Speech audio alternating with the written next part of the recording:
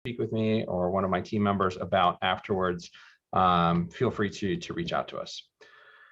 Okay, so we got a lot of information to get through, so I'm going to share my screen here. Hopefully everybody can see that now. So this is the Maryland Mortgage Program's website. Like I said, there's tons of information here. Some things can be tucked away, so you may have to do a little bit of digging. Obviously, you guys are realtors, we're lenders. So, I mean, at some point, I'd ask you to defer to your loan officer partner to answer questions about that as well. We try and stay in our lane, and I think as realtors, kind of my personal opinion, you guys sell the houses, let us handle the financing. But it is helpful, I think, knowing information about the loan programs that they offer. A lot of lenders and loan officers don't really push this program that hard. There's a couple reasons why. I guess in no particular order, they are more difficult to process from just an operations standpoint. So like we have a team member on our office that it's a big part of her job, Teresa, just getting all of the documents together that the Maryland Mortgage Program requires, which is going to be separate from what your traditional underwriter is going to be requesting. Things that they ask for that are kind of beyond the scope of what we typically would get. If you've ever been on the listing side, the seller has to sign what's called a seller's affidavit. And then depending upon the type of program that they're applying for, the Maryland Mortgage Program has some specific forms that they need to be completed and also signed by the buyer. So Teresa in our office, she handles all of that. But for lenders that aren't really well versed in that loan program, I think they tend to shy away from it just because it's the unknown. Also, to be honest with you, they're not as profitable. So the Maryland Mortgage Program is a not-for-profit organization. It's there to promote home ownership. So a lot of lenders push their clients away from that simply because it doesn't pay as much. You can kind of, to give you a quick comparison, it'd be like, a realtor trying to shy away from a 2% listing, if most of the other listings are offering 3%.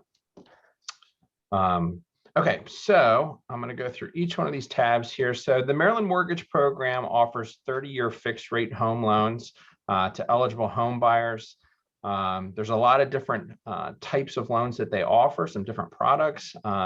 The down payment and closing cost assistance available for each can differ. Some you have to be a first-time home buyer. There's some exceptions to that. Others, you can be a repeat home buyer, but in general, you cannot own any other homes at the time of closing. So if you have a move-up buyer, they would have to sell their current home, say in the morning, and then purchase the new one in the afternoon. There are some limited run products as well that aren't offered all the time. They're dependent upon funding. Those would be the Smart Buy program, which we'll get into more detail in a little bit on that. They also have what's called Homeability. That is also dependent upon funding. But I've heard before where realtors say, oh, my lenders told me that the Maryland Mortgage Program has run out of money. That doesn't happen. That's kind of a common misnomer. It used to be that way at one point way in the past, but now it's self-sustaining. So it's not dependent upon allocations through state budgeting. It is a self-sustaining loan program. And so that's just not being forthcoming. Again, it may be for one reason or another that they're steering people away from that.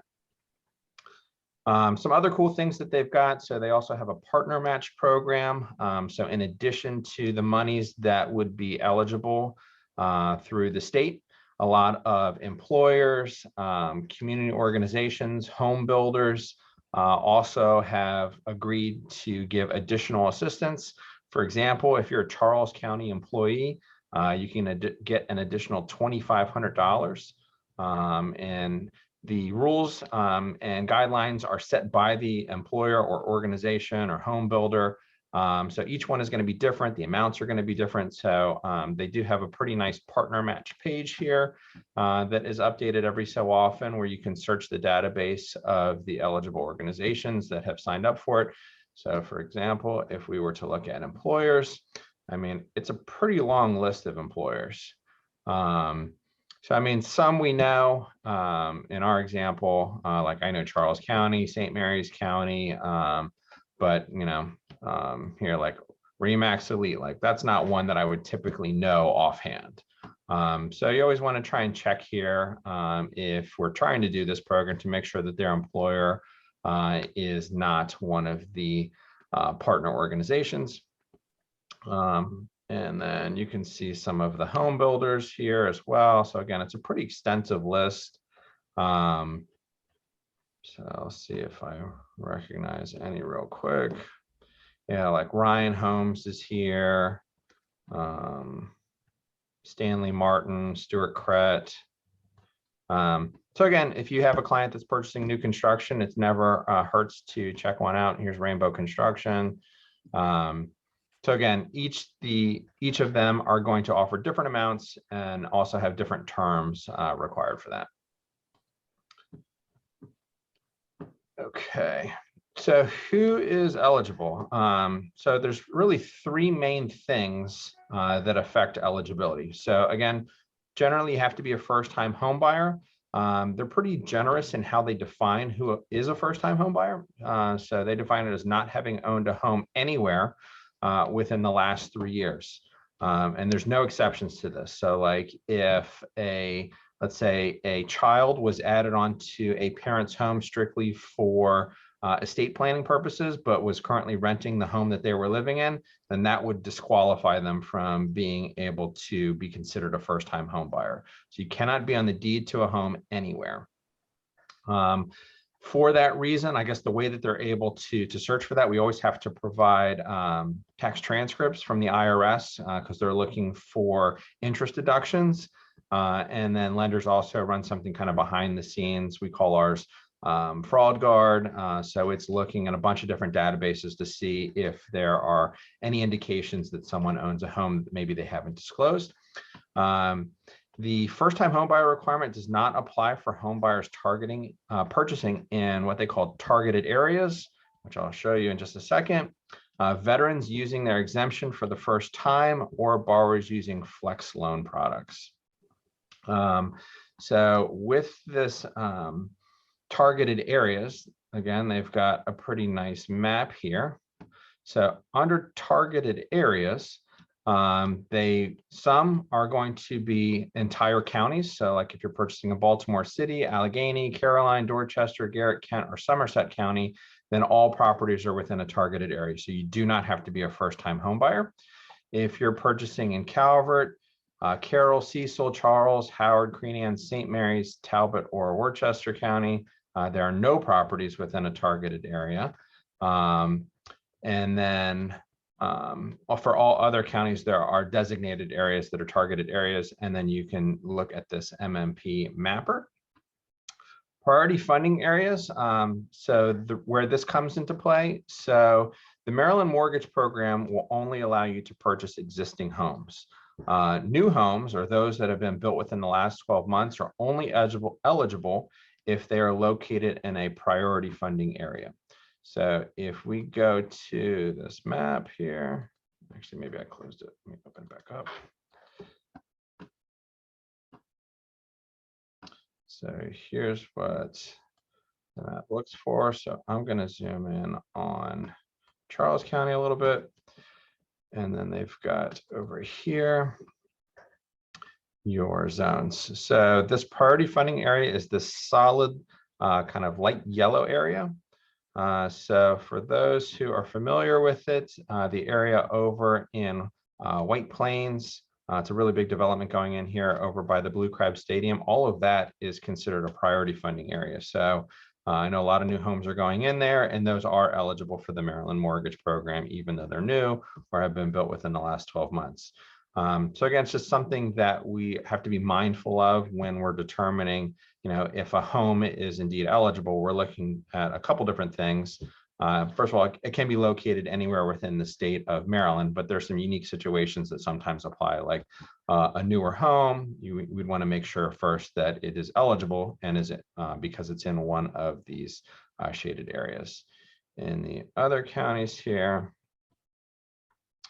so you can see down near the base and Leonardtown, I mean, there's pretty wide areas that are exempt from that.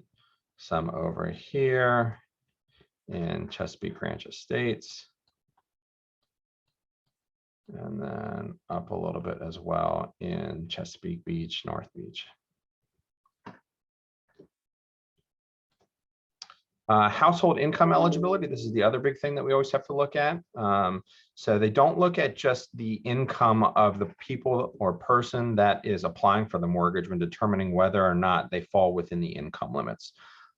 So they look at household income, so all people that will be occupying, and it's always forward looking as well. So it doesn't matter what somebody made last year, it's what they're anticipated to make this year based upon their year to date and projecting that out over the full year. So looking at what those guidelines are, so let me see if I can hide this for a second. Right here, so they do vary by county and then also size of the household.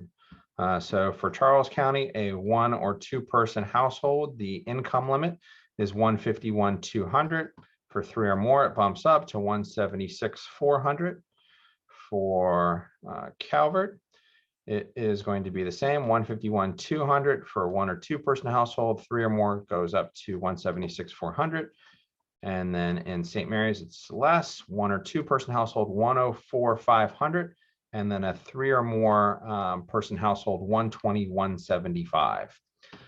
Income includes all types of income, so not just wages earned at a job, but also alimony or child support that's received also goes into that equation. And this is going to be separate from any other type of income requirements as well. So like USDA has their own set of income limits, so you'd have to satisfy both if you were trying to combine USDA with assistance through the Maryland Mortgage Program. The thing that we sometimes run into for St. Mary's County is that they also have, they call it maximum acquisition cost. It's really your maximum purchase price. So the max purchase price in St. Mary's County is $308,400. In Charles and Calvert, it's significantly more. They're both the same, $679,847. And again, we never really bump up against that limit, but quite often we do have people either have to stay under that as their maximum purchase price in St. Mary's County, or forego being able to use this program. All right, so let me move on to the next. Should hide this toolbar up the top. And then going back to eligibility. Ownership and occupancy. So for that, it can only be used on primary residences. And like I said before, home buyers may not own other residential property at the time of purchase. And they also do not allow non-occupying co-borrowers. So all borrowers must occupy their property as their primary residence. Lastly, again, this isn't something that comes up a ton, but it's just something that we're generally have to be mindful of. There is also an asset test. And USDA has something very similar as well. So borrowers who have liquid assets of at least 20% of the purchase price may not be eligible to use the Maryland Mortgage Program because it kind of defeats the intention of the program. So it's meant to help people that purchase a home that would otherwise rent. So they figure, hey, if you've got 20% liquid assets, so this is non-retirement, then they figure that you probably don't need assistance in purchasing the home. You'd be able to come up with your own down payment and pay your own closing costs and probably have some money left over as well. You do have to be an approved lender in order to originate these loans. There is a pretty exhaustive list. So it's 3 pages long. I think it's over 100 lenders. So not all lenders offer it. Also, not all lenders offer all products. So to pick on one here, so like the Smart Buy Loan Program is not offered by this lender and this lender, these ones here. And then they have identify ones that speak Spanish if you have a Spanish speaking client. And they also put them in tiers as well. So this is based upon volume and it is refreshed every quarter, I believe. So you can see which companies are doing the most business with the Maryland Mortgage Program. All right, that's all we have on that one. Talked about that. Okay, so some of the other things, this is just a quick reference sheet that they've got. Some of the other things that we have to be mindful of is that there are maximum debt to income ratio requirements for the Maryland mortgage program for conventional loans, and then also FHA loans that have credit scores over 680. The maximum is 50%. And then for all other loans, it's going to be 45% generally speaking. Some do have a more restrictive limit, but again, that's not something that I would expect realtors to get involved in. But these are some of the things that we look at. So if someone can't use this program, there may be a multitude of reasons that they're disqualified. DTI could be one of them. So they may qualify for more foregoing this loan program, this product enhancement. Minimum credit score. Generally, it's 640. Some products do have higher minimums, like the Smart Buy Loan program. And so they may not either meet that requirement. So, you have specific lenders that will go lower than 640, or it may not make sense for some reason. So there's a lot of different things that we look at when we're determining if this product is a good mix for people.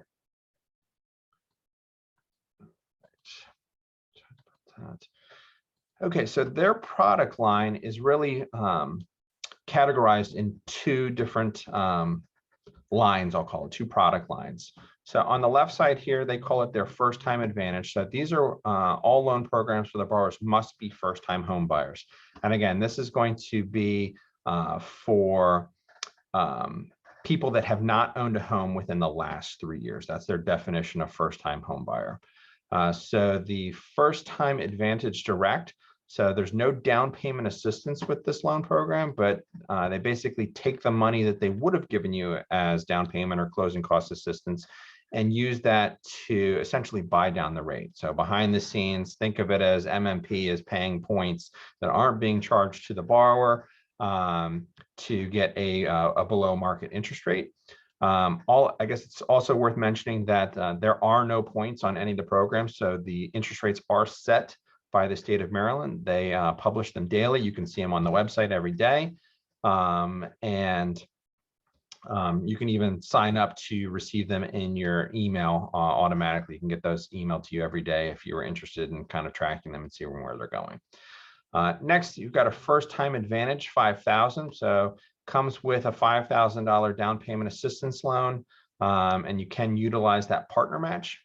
So how that works is I'll use the Charles County employer since I'm doing one right now, actually. So they're getting $5,000 from the state of Maryland.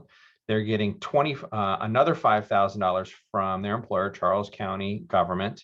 And then the Maryland mortgage program matches the partner match up to an additional $2,500. So they're getting the base $5,000 from the Maryland mortgage program, $5,000 from their employer, and an additional $2,500 from the state. So they're getting $12,500 to use towards down payment and closing costs. The one kind of misnomer that I think a lot of realtors have with the assistance through the state of Maryland is that it doesn't have to be repaid. So this loan program, and there's only two that aren't this way, all funds must be repaid to the state of Maryland when one of three things happens. So if it is, if the home is sold, you have to repay the money. If the borrower refinances, they've got to pay back the money. Or if they move out of the home and it's no longer their primary residence, then they also have to pay back the money. So if they were to convert it to a rental property and go purchase another home, they'd get a bill from the state of Maryland for the money that was borrowed. Now it is a 0% interest. So if they got $5,000, it doesn't matter if it's a year from now or 50 years from now, they would still just owe the $5,000, and they don't have to make payments along the way. They're deferred payments, but that money is not forgiven. For the first time advantage 3% loan, so they get down payment assistance equal to 3% of their first mortgage. So it's not 3% of the purchase price, it's 3% of the loan amount. So the break-even point where it starts to make more sense to do the 3% loan, if you have a loan amount that is $166,666, 3% is going to be $5,000. So basically, if you have a loan amount of 167 or greater, it makes more sense just from a sheer dollars perspective to do the 3% loan compared to the 5,000. Hey, Neal, it's Yes. Helen. You have a question. You're sharing your screen, so you may not know that, but is there a time limit on moving out to have to pay it back in Nope. regards to that? So yeah, it never goes away. So it's not like you have to live there a certain amount of years, and then you don't have to pay it back. So you always have to pay it back 100% of the time. And that's on all of these. So all tracks. Except for these grants over here. So they differentiate between loan and grant. So I'll get to these in a second. The grants are the only two that do not have to be repaid, but they come with a little bit of an offset too. And I guess I can kind of jump ahead and talk about that too. So like these are the interest rates that were published on the Maryland Mortgage Program's website for today. So you can see here, they differentiate between product types. So this is Fannie Mae and Freddie Mac conventional loans, and then any type of government. So it'd be FHA, VA, USDA, all have the same rate. So this is with no down payment assistance. This is just getting below market interest rates. And again, these are with no points. You can't buy down the rate more. The rate is the rate. So the rates for these two, the first time advantage 3% loan, these are going to be the same. It's just the amount of money that you're getting is what is going to be different. So their second product line they call the Mmp Flex. So they can be repeat or first-time home buyers if it were to make more sense for some reason for a first-time home buyer to do Flex versus the first-time advantage. But the rates are a little bit higher. So here, if you're comparing, they're 1/8% higher for all of their different offerings. Same down here on the Flex 5,000 loan and the 3% loan. The grants jump up in the interest rate pretty significantly. So while you don't have to repay this money, so it's forgiven immediately at settlement. There's no lien against the property. Excuse me. They do charge, a significantly higher interest rate than what you could get if you were to take a loan. So here, if you wanted to go with a grant and you were doing, say, an FHA loan, and you wanted to get a 4% grant, I mean, you'd be looking at a 4% interest rate compared to if you were to do a 3% loan, you'd get, 0.75% less, 3.25%. So those are these two right here, these grants are the only two products that they offer where the funds never have to be repaid back. On every other type of offering that they have, the money must be repaid at some point in the future. Down below here, we have some of their specialty items. So this is a very popular thing that a lot of lenders like to talk about, Maryland Smart Buy. So for this one, for first-time home buyers with student debt. So basically what happens is that, I think I've got a tab up for this. The state of Maryland will pay off up to $30,000 of student loan debt. Now, it's important to note that that must pay off all of the student loans of at least one borrower, so you can't have a partial payoff. The actual amount received is 15% of the purchase price up to a maximum of $30,000. And what happens in that case, let's say it was, I'm going to use an easy number, let's say that 15% was $25,000. So at the time of purchase, a lien would be placed against the property for $25,000, so the amount that was needed to pay off the student loans in full. And then each year for the first 5 years, 20% is forgiven. So after year one, $5,000 of the $25,000 is forgiven. After year two, $10,000 is forgiven. After year three, $15,000 is forgiven, and so on. And so after 5 years, the full amount of the student loan debt will be forgiven. So that's another example of one that does not have to be repaid, but you have to live there for a total of 5 years to have the entire amount forgiven. For less than 5 years, it's a prorated amount. It is important to note, though, on that one that the student loans are paid off at the time of purchase. So the borrower or the buyer does not have those student loans anymore. They're no longer having to make payments after the after settlement because those are paid off at that time. It's just the money that was used to pay them off is then liened against the property and forgiven over a 5-year period. Again, this is one where not all lenders are signed up to offer this program. So they've got a list of lenders that are approved to do the Smart Buy program because there's a little bit more involved in that. And they even identify the ones that use the Smart Buy loan program the most.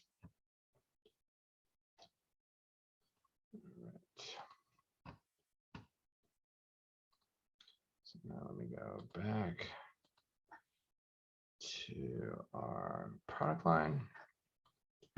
So the Montgomery home ownership program, I won't get into a whole lot of detail on that one because it's up the road, so we don't really get a whole lot of inquiries about it. But that one is contingent upon funding. They've had 4 rounds of it over the last several years. It's currently exhausted.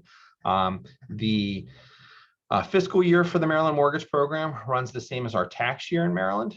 So July 1st through June 30th. So on the couple loan programs that are subject to funding, which are these 3 here, so Homeability, Smart Buy, and the Montgomery Home Ownership Program, when the funds run out, they would be replenished in the July 1st when their new fiscal year begins. So for the Homeability, that one is a little tricky to do. So that one's kind of got its own set of guidelines. So it has different income limits. These are going to be a little bit more restrictive than what their typical income limits are. And with this one, there are some requirements on what we have to document. So we have to document that they're disabled, and there's a list of things that are acceptable as far as proof of that goes. And it's entirely the Community Development Administration's decision as to whether those documents are sufficient. With that one, so they can get up to 25% of the purchase price, up to a maximum of $45,000. But they do have to put 20% down at a minimum. That's the maximum that they can borrow. It is a conventional loan. And with that, kind of if you do the math, if they were getting the maximum $45,000 and they've got to put 20% down, really the maximum purchase price would be $225,000. So a $225,000 purchase price, where you've got a down payment of 20%, that would be $45,000. And what happens is, it's just, especially in this market within the last year or so, I mean, the prices have just been so high. I closed one of the first ones that the state of Maryland did probably about 2 years ago. And that one was up in Frederick, where prices were a little bit more reasonable at that time. But again, that one is just a second lien, a rate of 0%, and the payment is deferred for the life of the first lien, but becomes payable upon the sale, refinance, or transfer of the home. So again, if they're no longer residing in it, or if they try to refinance. So talking about some of the pros and cons to this program. So looking at the interest rates again, obviously you're paying a premium if you're trying to get the down payment assistance. So, we always try and educate our clients that, hey, there's a trade-off for everything, right?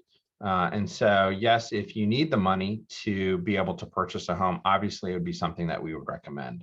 But for people that already have the money, why would you take, say, down payment assistance of $5,000 and get a 3.25% if you could come up with the $5,000 on your own and go at a 2.5% rate? So generally, we only try and push this if it's something that is absolutely necessary. If down payment or closing cost assistance is a barrier for home ownership. Lately, we've been using it more so for closing cost assistance, just because seller concessions are so hard to come by in this market right now, that we have clients who have the money for the down payment, but weren't really factoring in the need to pay their own closing costs. So, I mean, I've got plenty of people that are coming up with the down payment and then foregoing the closing help and using a 3% loan or maybe one of the grants to try and cover the shortfall between the seller concession and their actual closing costs.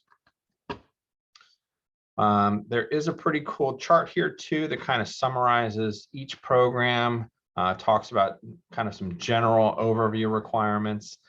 It's important to note that lenders can have overlays as well. So U.S. Bank is what we call the master servicer. So all loans that are done through the Maryland Mortgage Program end up getting serviced by U.S. Bank.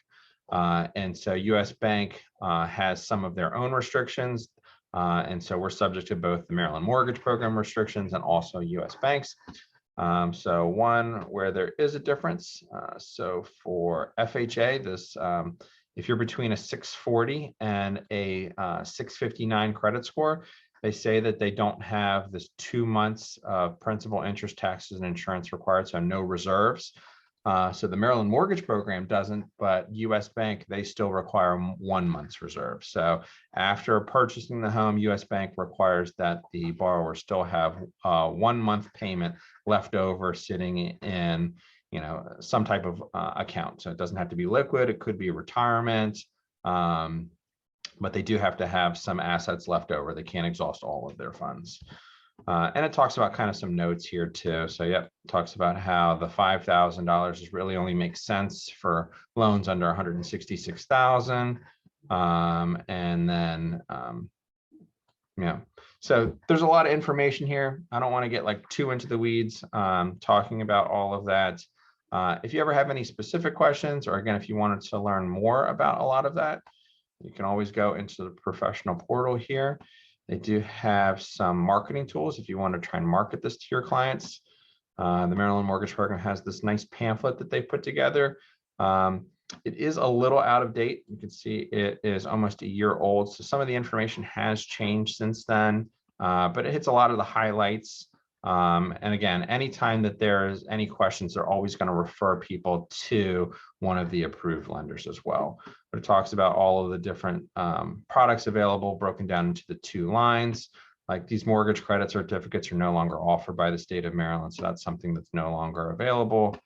Talks about the home credit. Again, that's that mortgage credit certificate that's no longer available. One thing, they do have a realtor section as well. They do set up trainings. So if you were interested in having them come in and talk more about it periodically, I mean, they do them for free. They come to your office. We've hosted them jointly in the past. So you could always have your broker reach out to them to try and set up a meeting as well. I think the woman that runs it actually is a realtor.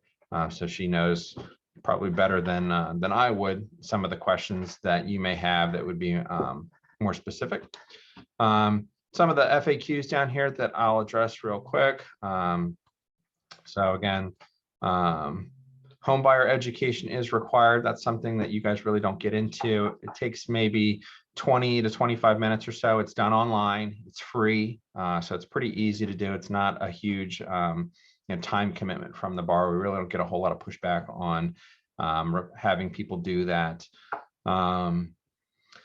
And then MMP, they don't really have a no flipping policy. They're going to defer to specific guidelines.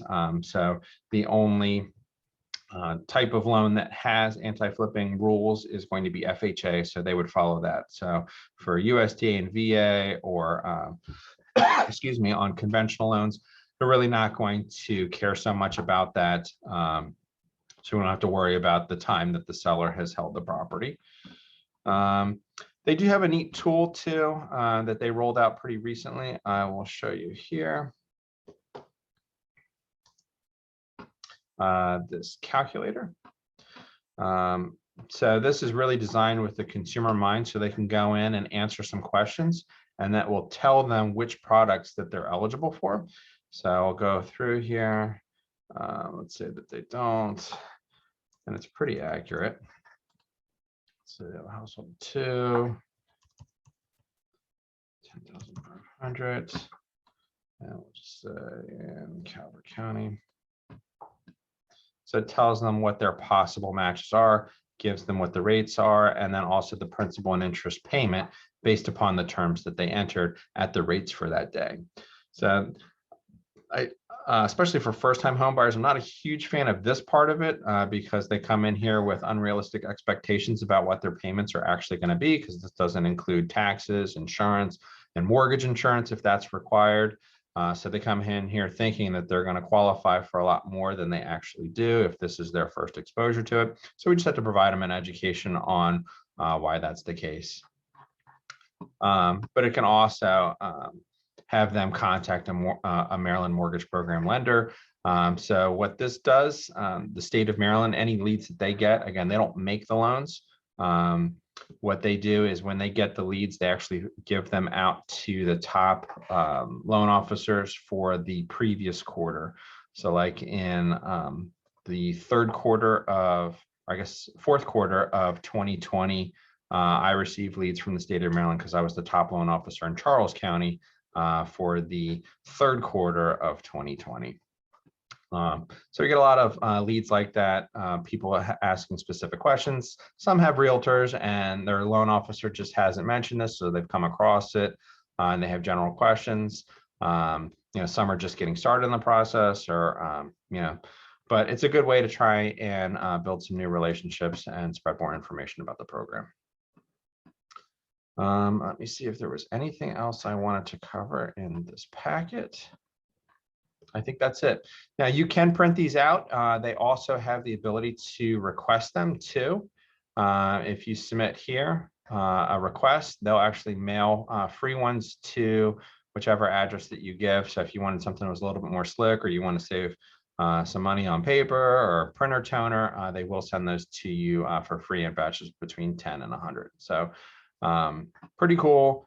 You can go into these program fact sheets if you really want to get into the nitty-gritty, but again, I think we're starting to get into the territory of where you're becoming your own lender. So I would defer to your loan officer partner on some of the more specific questions, but they even have some of the archive ones. So if, you can see the Montgomery Homeownership Program. I mean, it just finished its 5th iteration.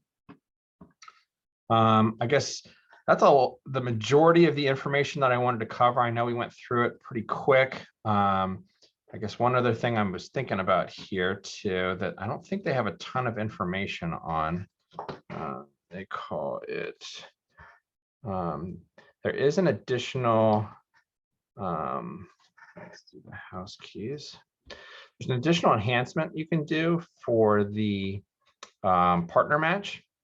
Look at this. Smart keys for employees. So you can get an additional $1,000 in down payment assistance.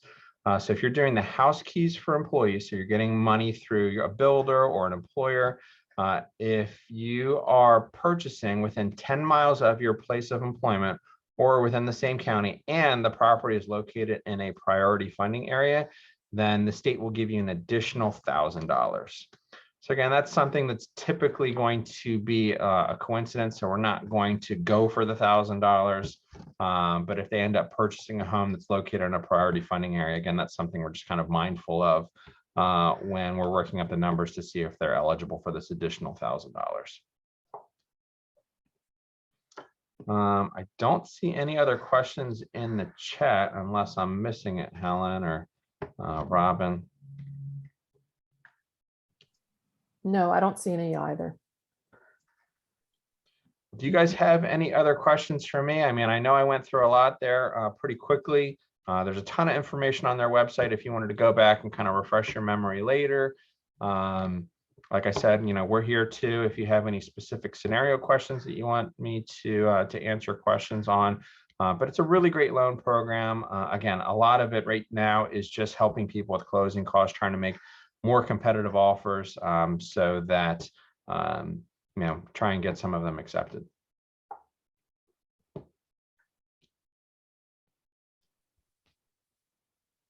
Okay, any questions from anyone? Hey, Neal, is this for refining or available for refinancing too, or is this just for home So good purchase? question. So it's generally always going to be for purchases. They have one specialty loan, which is this 97% loan to value conventional refinance program. But the interest rates on it are not terribly attractive. So you can see they're at 4.25% today. So I don't think our office has ever done one of these before, because the rates that you can get just by doing it outside of the Maryland mortgage program are going to be significantly better than that. You don't get any down payment assistance with this. This is just a rate and term refinance. Also, too, if anybody were interested, you can sign up for email alerts. Let me see if I can, maybe here. Yeah. So you can sign up for email subscriptions here to get not only the rates like I mentioned before, but you can get what they call bulletins and also these directives. So if there are ever any major changes to their guidelines or new loan programs, new funding becomes available for something, they send out notifications. So you don't have to constantly monitor the website and just hope you catch changes. They will alert you that changes have been made and tell you specifically what they are. They don't bombard your email box. I mean, the directives come out maybe every few months, something like that. And of course, the interest rates come out daily. You can always go back and see what previous directives are. So they group them by year. So in 2021, they've had 10 so far. So some of these are going to be more procedural and operations. So like this one, they just changed program codes for how lenders enter the loans into their system. And that actually brings me up to a quick thing I wanted to address too. This is actually pretty important. I'm sorry I left it till the end here. So locking in the interest rate. So if you reserve funds through the Maryland mortgage program and then you don't complete your purchase, you are basically blacklisted for 6 months. You're not able to use the program. There's a 6-month waiting period.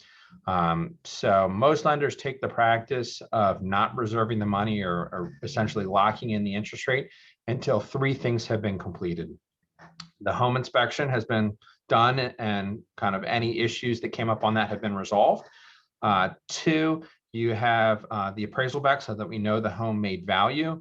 And then 3rd, we want to make sure you have a conditional underwriting approval. So there wasn't something that was going to prevent them from completing their purchase. So those are typically the 3 main hurdles that we want to make sure you can overcome before we lock in the interest rate. So it typically happens sometime around like 2 weeks prior to closing, something like that.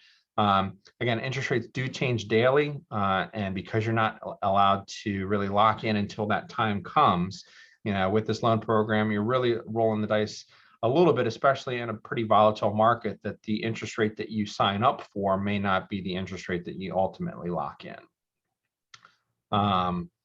But there, as with everything, there's always pros and cons to it. So I think that the risk there, at least for the last year or so, hasn't been that great. There was only a very short period of time, maybe 2 months ago, where rates were really shooting up quickly, where people were signing up at one rate, and then 2-3 weeks later, the rates were 1/4, 3/8% higher. One thing too, just since I mentioned the home inspection, is another common misconception that I think a lot of listing agents have, and especially realtors that have been in the business for a long time. So the Maryland mortgage program actually used to require a home inspection, and then that would always, not always, but a lot of times lead to a negative outcome, because there were things on there that the Maryland mortgage program didn't like, or they'd want repairs to be made. Then they kind of pared it back a little bit and said, okay, you just have to do a home inspection, but we don't have to see it. But then they had a form where the buyer would have to sign saying, hey, we've done a home inspection and we want to proceed forward. Now they don't have to do any of that. So home inspection is not required. So we never see them. None of the loan programs that we offer require a home inspection, but a lot of call them seasoned realtors that have been around for a long time are kind of remembering the old days when home inspections used to be required. That's no longer the case. So there's no specific additional things that would be required from a listing side, other than having a seller sign a seller's affidavit, which is a pretty vanilla form. There's nothing like outrageous on it that they're attesting to. There's no additional things though besides the loan program that they're using, the underlying loan program. So if they're doing a VA loan and they're using one of, say, the 3% loan to help with closing costs, I mean, then they're just going to be underwriting it to VA's guidelines, and then we just have to make sure that they also satisfy them for the Maryland mortgage program. But from a listing perspective, there's no like additional hurdles that have to be overcome in order for either the property to pass or any type of underwriting things, as long as they meet all of the criteria just to become eligible for the loan program and they're within the income limits.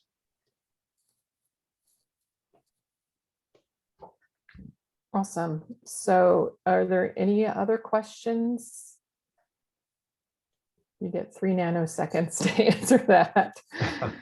So thank you, Neal, and thank you to your team. I can see Dawn on my screen, but I don't remember the other names, but thank you to the entire team. We all know that we are real estate agents and not mortgage lenders. And so having a strong partner in our real estate business is pivotal. And we value that you care about education enough to sponsor us, but also to educate us through today. So I want to thank you and your team very much for being a part of our Breakfast Bites. And hopefully we'll see you somewhere in the future with regards to SMAR and education. Thank you very much. Appreciate it. Thank you. Appreciate it. Take care. Bye-bye. Bye. Bye.